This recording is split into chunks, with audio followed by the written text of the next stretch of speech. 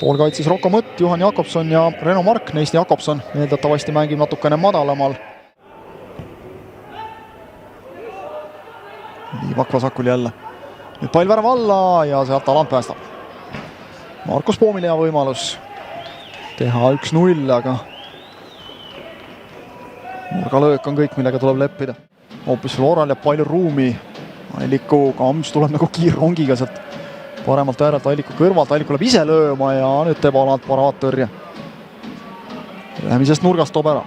See oleks vist läinud lati alla. Kohale ei öelnud ka keegi, et mees selja tagant tuleb, aga õnnega pooleks pall jääb talle. Hea sööt värava alla ja seal on pärnakatel võimalus ja nüüd Mait Toom päästab. Pool tundi läks aega Pärnulat jõuda vastase värava all, aga kui ohtlikult kohe ja ei ole läbi see olukord veel. Nüüd kaotab palli, kuid Pärnu võidab tagasi selle.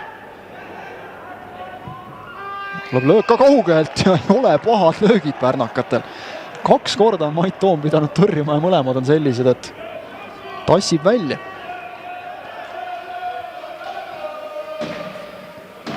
Reno Mark.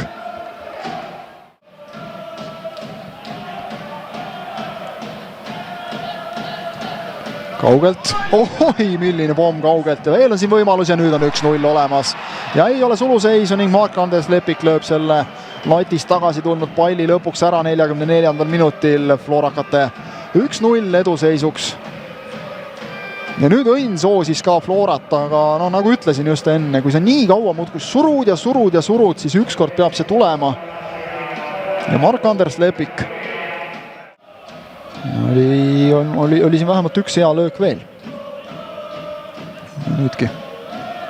See on korralik pall. Nüüd värava alla ja nüüd on 2-0. Ja nüüd on 2-0 ja Frank Liivak tagant postist lükkab ära, kui tund saab kohe täis. Meenutame, tuli see ikkagi nii, et mängis praegu Vaprus 10-kesi. Võib-olla see midagi mõjutas, mine tea. Igatahes nüüd ilmselt see Liivaku värav võtab küll Florakatelt juba pingeid kõvasti maha. Trell mõtles korra löögi peale, aga siis tuli vist meelde see, kuhu eelmine pall läks ja mõtles ümber. Liivak nüüd ja kui selliseid kingitusi tehakse, siis viisakas inimene võtab vastu. Liivak on muidu väga viisakas inimene, aga seda vastu ei võtnud. Täis tiksunud ja vaatame, kas Flora võtab veel ühe. Valikuma rünnaku ette Lepik. Ja nüüd kukub Beglarashvilile pall ja Beglarashvili lükkab sealt ja nüüd on 3-0. Nii et Zakaria Beglarashvili saab ka lõpuks ühe kirja. Ja see on selline skoori poolest vähemalt kindel võit ning Pärnu väärib kiitust, nagu olen korduvalt täna öelnud, aga olgem ausad, kui me vaatame mängu pilti, siis võib-olla see 3-0 ongi ehk just selline kõige ausam skoor. Numbriliselt kindel võit. Ja nüüd vormistab selle mängu lõppenuks ka Dmitri Kulikov 3-0 Florale.